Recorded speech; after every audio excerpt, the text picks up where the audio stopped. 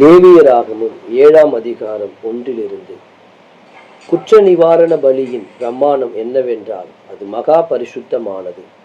சர்வாங்க தகன பலி கொல்லப்படும் இடத்தில் குற்ற நிவாரண பலியும் கொல்லப்பட வேண்டும்.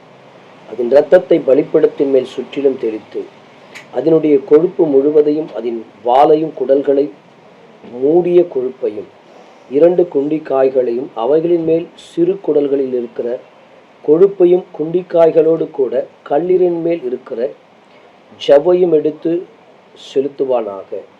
இவைகளை ஆசாரின் பலிப்பீடத்தின் மேல் கர்த்தருக்கு தகன பலியாக தகனிக்க கடவன். அது குற்ற நிவாரண பலி. ஆசாரியரில் ஆண்மக்கள் யாவரும் அதை புசிப்பார்களாக. அது பரிசுத்த ஸ்தலத்தில் புசிக்கப்பட வேண்டும். அது மகா பரிசுத்தமானது. பாவ நிவாரண பலி எப்படியோ குற்ற நிவாரண பலியும் அப்படியே. அவ்விரண்டுக்கும் பிரமாணம் ஒன்றே. அதனாலே பாவ நிவர்த்தி செய்த ஆசாரியனை அது செய்யும். ஒருவனுடைய சர்வாங்க தகன பலியை செலுத்தின ஆசாரியன் தான் செலுத்தின தகன பலியின் தோலை தனக்காக வைத்துக் கொள்ள வேண்டும்.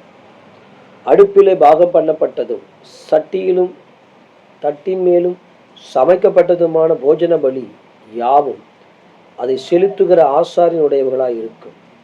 எண்ணெயிலே பிசைந்ததும் எண்ணெயிலே பிசையாததுமான சகல போஜன பலியும் ஆரோனுடைய குமாரர் யாவருக்கும் சரி பங்காக சேர வேண்டும்.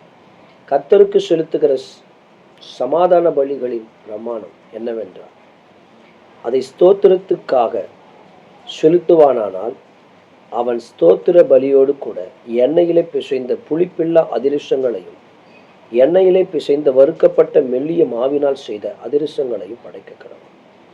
அவைகளை படைக்கிறதும் அல்லாமல் புளித்த மாவினால் செய்த அப்பத்தையும் தன்னுடைய சமாதான பலியாகிய ஸ்தோத்திர பலியோடு கூட படைக்க வேண்டும். அந்த படைப்பு முழுவதும் வகைக்கு ஒவ்வொன்றும் எடுத்து கர்த்தருக்கு ஏறெடுத்து படைக்கும் பலியாக செலுத்துவானாக. அது சமாதான பலியின் இரத்தத்தை தெளித்த ஆசானுடையதாகும். சமாதான பலியாகிய ஸ்தோத்திர பலியின் மாம்சமானது செலுத்தப்பட்ட அன்றைய தினமே புசிக்கப்பட வேண்டும். அதில் ஒன்றும் விடிய காலம் மட்டும் வைக்கப்படலாகாது. அவன் செலுத்தும் பலி பொருத்தனையாவது உற்சாக பலியாவது இருக்குமானால் அது செலுத்தப்படும் நாளிலும் அதில் மீதியானது மறுநாளிலும் புசிக்கப்படலாம். பலியின் மாம்சத்தில் மீதியாயிருக்கிறது 3ஆம் நாளில் அக்கினியிலே சுட்டெரிக்கப்பட கடவன்.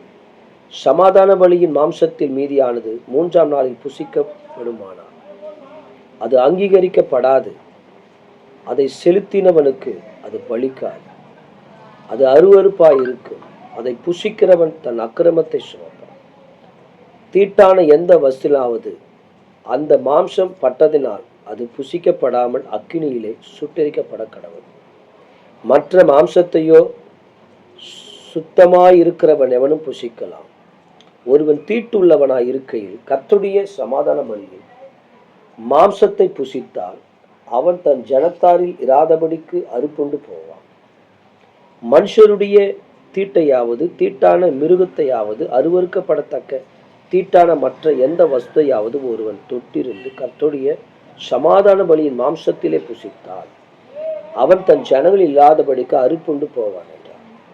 பின்னும் கர்த்தர் மோசையை நோக்கி, நீ இஸ்ரவேல் புத்திரருடைய சொல்ல வேண்டியது என்னவென்றால், மாடு ஆடு வெள்ளாடு என்பவைகளின் கொழுப்பை நீங்கள் புசிக்கலாகாது.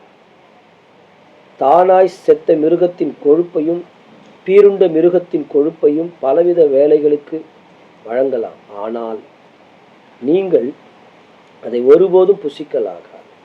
கர்த்தருக்கு தகன பலியாக செலுத்தப்படும் மிருகத்தின் கொழுப்பை புசிக்கிற எந்த ஆத்துமாவும் தன் ஜனங்களின் இராதபடிக்கு அறுப்புண்டு போவார்.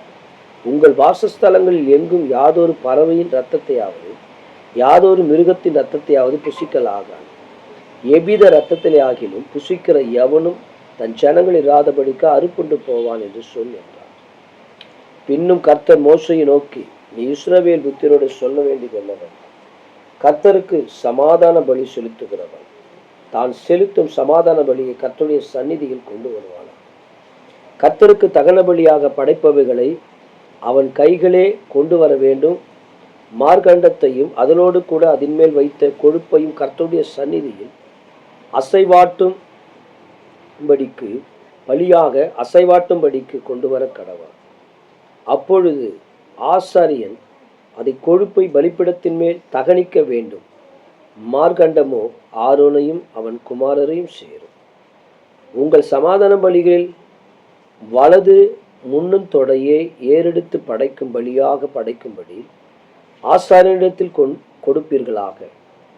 ஆரோனுடைய குமாரன் சமாதான பலியின் இரத்தத்தை கொழுப்பையும் செலுத்துகிறவனுக்கு வலது முன்னந்தொடை பங்காக சேரும்.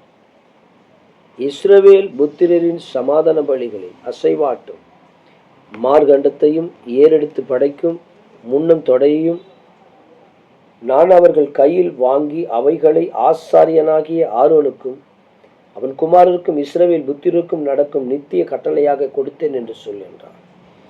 கர்த்தருக்கு ஆசாரிய ஊழியம் செய்யும்படி ஆரோனும் அவன் குமாரும் நியமிக்கப்பட்ட நாளிலே இது அபிஷேகம் பண்ணப்பட்டவர்களுக்கு கர்த்தருடைய தகன பலியில் கிடைக்கும்படி உண்டான கட்டளை. இப்படி அவர்களுக்கு இஸ்ரவேல் புத்திரர் தங்கள் தலைமுறை தோறும் நித்திய நியமனமாக கொடுக்கும்படி கர்த்தர் அவர்களை அபிஷேகம் பண்ணின நாளிலே கட்டளையிட்டார். சர்வாங்க தகன பலிக்கும் போஜன பலிக்கும் பாவ நிவாரண பலிக்கும் குற்ற நிவாரண பலிக்கும் பிரதிஷ்டை பலிகளுக்கும் சமாதான பலிகளுக்கும் அடுத்த பிரமாணம் இதுவே. கர்த்தருக்கு தங்கள் பலிகளை செலுத்த வேண்டும் என்று அவர் இஸ்ரவேல் புத்திரருக்கு சீனாய் வனாந்தரத்திலே கற்பிக்கும் போது இவைகளை மோசேக்கு சீனாய் மலையில் கட்டளையிட்டார்.